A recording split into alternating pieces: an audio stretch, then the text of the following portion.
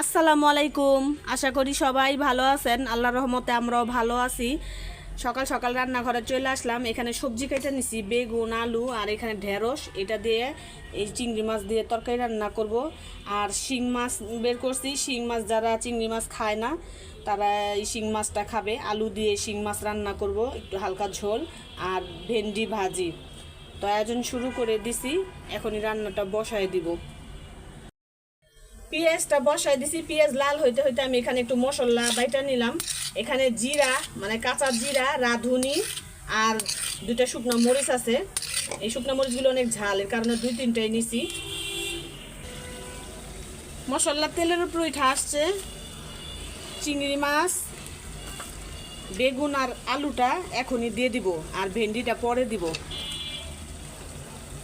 বেগুন আর আলুটা একটু কষায়া ঝোল দিয়ে তারপরে ভেন্ডি দিয়ে দিব।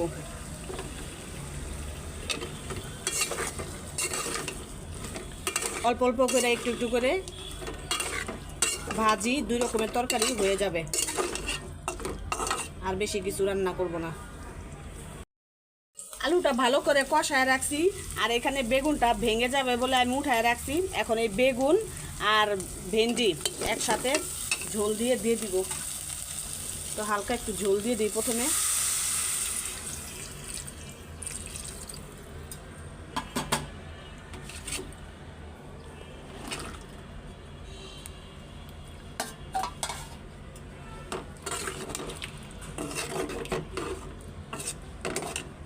বলক আসলে ধনিয়া পাতা দিয়া নামাই ফেলবো। তরকারি হয়ে গেছে, ধনিয়া পাতাও দিয়ে দিছি, এখন নামাই ফেলবো। নামাই এই যে এখানে ভেন্ডি ভাজি করে নিব। ভাজিটা বসাই দিলাম। রান্না করতে করতে দরজায় কে জানি কড়া নাড়া দিতেছে। তো খুলতে না খুলতে দেখি 4-5 জন মানে হিজড়া টাকা চাইতেছে, বলে বেবির জন্য টাকা দেন। বেবি এইবার এই বিল্ডিংয়ে তো কোনো ছোট বাচ্চা নাই, কারোই কোনো ছোট বাচ্চা নাই, সব বড় বড়, উপরে নিচে সবাই বড় বড়।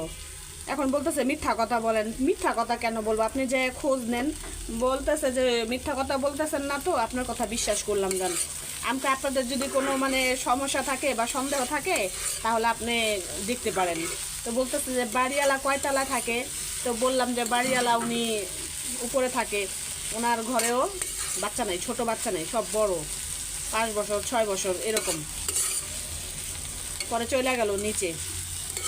একটু ভয়ও পাইছি, এরা তো জোর জবরদস্তি কোথাও গেলে একদম জোর জবরদস্তি টাকা দিতেই হবে। আমার শরীর হাত পা কাঁপতেছে, এদের সাথে কথা বলতে গেলেও কেমন জানি আমার হাত পা কাঁপে, ভয় লাগে এদেরকে দেখলে খুব। আর এদের মুখের যে ভাষা, আমি তো ভাবছিলাম যে হয়তো কি আবার শুরু করে দেবে, তো না, ভালো মতো বললাম তো ভালো মতো শুনা নিচে চলে গেল। এই হয়েছে অবস্থা। রান্না বাড়া শেষ। তো আজকে রান্না করব না তারপরেও কয়েক পদ হয়ে গেছে। এখানে আবার ডাল ভর্তা বানাইছি শুকনো মরিচ দিয়ে, আর এই যে চিংড়ি মাছ দিয়ে, বেগুন দিয়ে, ভেন্ডি দিয়ে, আলু দিয়ে একটা ঝোলের তরকারি। আর এখানে শিং মাছ আলু দিয়ে হালকা ঝোল রেখে রান্না করছি একটা তরকারি। এখানে ভেন্ডি ভাজি। এই আজকে দুপুরের খাবার। তো আমি এখন খাবো না, আমার একটু কাজ বাকি আছে। যাই আনতে বলতেছি যে আসো তোমারে খাওয়াই দিই ভাত, ও বলতেছে খাবো না, তোমার সাথেই খাবো, দুষ্টামি করতেছে অ্যাকুরিয়ামের সামনে যায়া।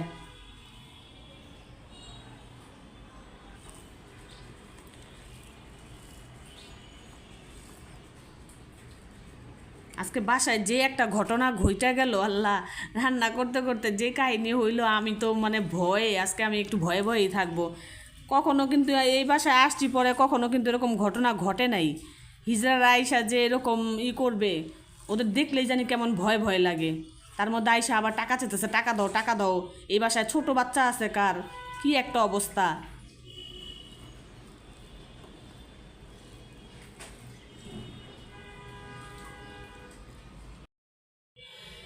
ভাত খাইতে বসলাম, সব কাজকর্ম সাইরা আস্তে আস্তে একটু দেরি হয়ে গেছে। তো যে ভাত দিয়ে গেছিলাম ও ভাত খায় নাই, আরও ভাত টাত ফালাইয়া অন্ধকার করে থুয়ে দিছে। প্রথমে আগে ডাল ভর্তা আর ভেন্ডি ভাজি দিয়ে নিলাম।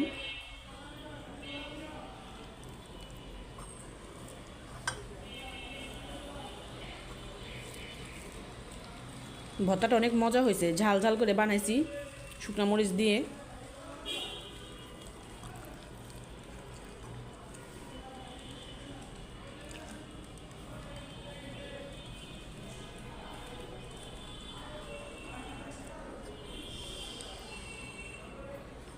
ভাত খাওয়া শেষ করি, ভিডিওটা আর বেশি বড় করব না। সবাই ভালো থাকবেন, সুস্থ থাকবেন। আল্লাহ হাফেজ।